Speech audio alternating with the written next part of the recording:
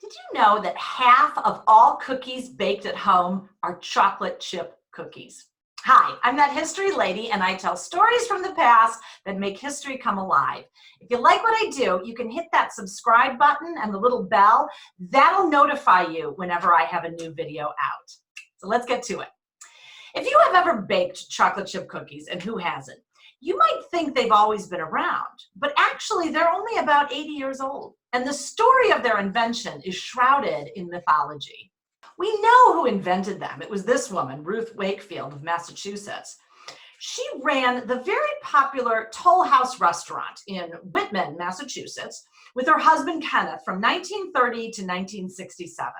And we even know when she invented the cookie. Right about 1938, which is when the recipe actually made its first appearance in her tried and true cookbook. Now, beyond that, some pretty interesting creation myths have arisen. Probably the most common one is that Ruth was trying to make this nut wafer cookie that the inn used to serve with ice cream at night. She ran out of nuts one day, so she decided instead to chop up a bar of semi-sweet chocolate and mix it into the dough. She thought, according to the legend, that the chocolate would melt and it would create a chocolate cookie. But they didn't. The little pieces of chocolate kept their shape, and voila, the chocolate chip cookie was born. Now, there's sometimes a variation on this, which says that she was trying to make a chocolate cookie from the beginning. She didn't have time, or she didn't have baking chocolate to melt and mix into the batter. So she stirred in some chopped up semi-sweet chocolate from the bar, thinking it would melt, disperse into the batter. It didn't. Voila, chocolate chip cookie is born. But wait, there's a third story, which is a little harder to believe. This one goes that she was mixing up a batter of cookie dough when the vibrations from the kitchen mixer, this industrial mixer, they were vibrating so intensely that they actually knocked a container of chopped up chocolate off a shelf. The chocolate pieces fell into the cookie batter. She was going to throw it away, but a helpful assistant said, "Wait, why don't you just bake it up? See what happens?" She did, and voila, the world's first chocolate chip cookie. The problem with all of these stories is that they don't match Ruth Wakefield's personality.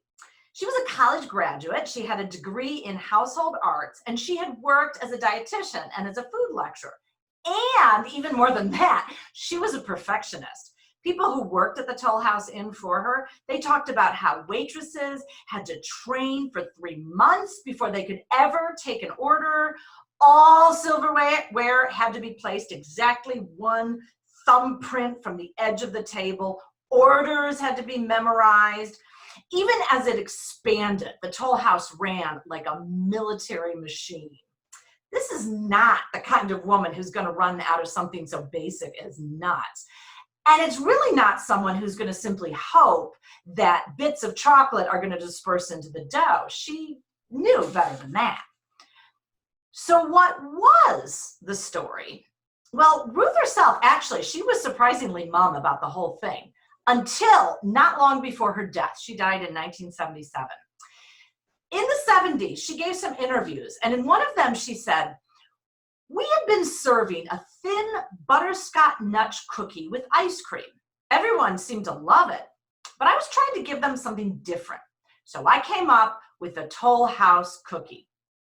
Now that story rings true. The very first edition of her tried and true cookbook does actually have a recipe for a nut tea wafer, which is really similar to her chocolate chip cookie later.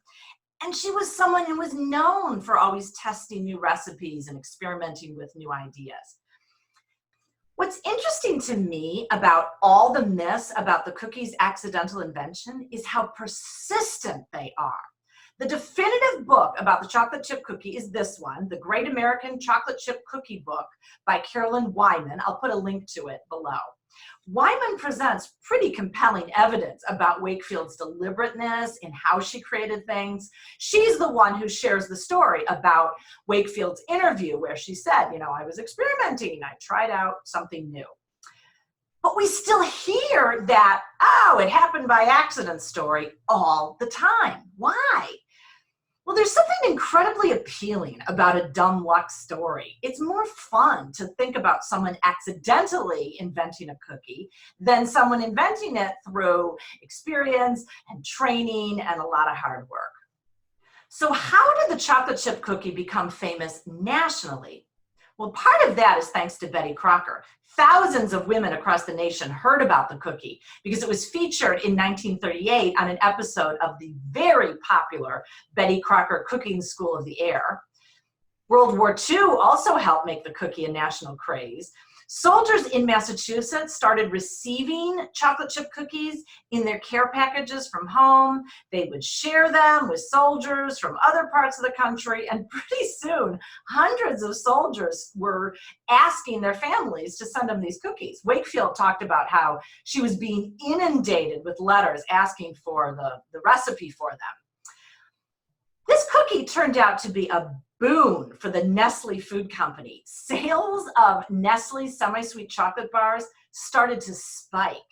And Wakefield then made a deal with Nestle. They'd have the rights to use the recipe and the Toll House name for $1 and a lifetime supply of chocolate. Some stories say she never received that dollar. Now you'll notice on this wrapper, it says Toll House chocolate cookies. We call this cookie today a chocolate chip cookie, but that actually wasn't her name. She originally called it the Toll House chocolate crunch cookie because it was thin and crispy. The crunch came from the crispiness of the cookie. Nestle called them Toll House cookies. You see it in this ad, that orange arrow I added so you can see where it's calling them that. That's not surprising because at this point, no one had actually thought to make pre-made bits or little chunks of chocolate before. In fact, housewives had to chop up their own bars of semi-sweet chocolate into little pea-sized shapes. Sometimes the bars actually came with a cutter, and for a time, actually, they scored the chocolate bars to make chunking them up easier. The cookies finally got the name chocolate chip cookies in 1940, thanks to some newspaper articles about what a craze these cookies are and recipes that they were reprinting in newspapers all across the country. And also in 1940, Nestle began selling bags of their chocolate in what they called Toll House brand morsels. You can see that morsels word at the bottom of the bag in this particular ad, the drawing for it. And of course, because this was now a national craze, other companies start making their own brands of chopped up pieces of chocolate. Now you might think that Wakefield eventually became a superstar, maybe even a millionaire off of her invention. At the very least, you would expect her to have written an autobiography, but she didn't. Once the cookie had been sold to Nestle, she seems to have pretty much moved on. She didn't talk about it much compared to other Toll House desserts. She and Ken sold the restaurant in 1967 and they retired. When she passed away in 1977, the inventor of America's favorite homemade cookie did not even merit an obituary in the New York Times, although that was actually remedied in 2018. She was part of the newspaper's Overlook No More series. But it is true that she didn't talk much about this cookie, and it's possible she thought that the cookie wasn't really that remarkable as a culinary invention. When you see early covers of her cookbook, they didn't really feature the cookie at all. And people who went to the restaurant said that its butterscotch pecan biscuits were as popular, if not more popular, than the cookies. Fans of the restaurant actually raved about her New England favorites. She served things like lobster, Indian pudding, and Boston cream pie.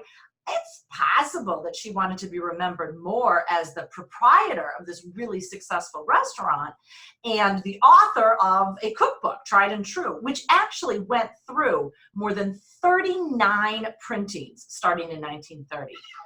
Well, Wakefield might have moved on, but Americans haven't. Over the decades, the chocolate chip cookies' popularity kept growing. By the 1950s, when Nestle actually introduced a cookie mix, Toll House cookies were a household name. And in the 1950s, both Nestle and Pillsbury introduced pre-made chocolate chip cookie dough. Betty Crocker added hers in 1961. In 1975, Betty Crocker actually introduced a prepared, canned, pre-made cookie dough. Nabisco launched its famous Chips Ahoy cookie in 1963. Chips Ahoy today, they are the second best-selling packaged cookie in the US. You want to guess what the number one is? It's Oreos. Do not go to Massachusetts, though, today, hoping you can have a meal in the famous Toll House. It doesn't exist today. I mentioned that she and her husband sold their restaurant in 1967. It actually burned down, sadly, in 1984. Today, there's a Wendy's there, but there's still a memorial and the original sign out in front, or one of the original signs. But even more than that, there's the legacy. The chocolate chip cookie industry today, and this is just the chips, not the cookie, the chips, is a multi-million-dollar industry, which all began with this one single invention. More than 100 million bags of chocolate chips are sold annually. If you were to line up all the chocolate chip cookies baked in a year, end to end, they would circle the globe 10 times. I think that's a pretty good reason to sit down with a glass of milk and have a chocolate chip cookie. Thanks so much for joining me. I hope you'll join me again next time.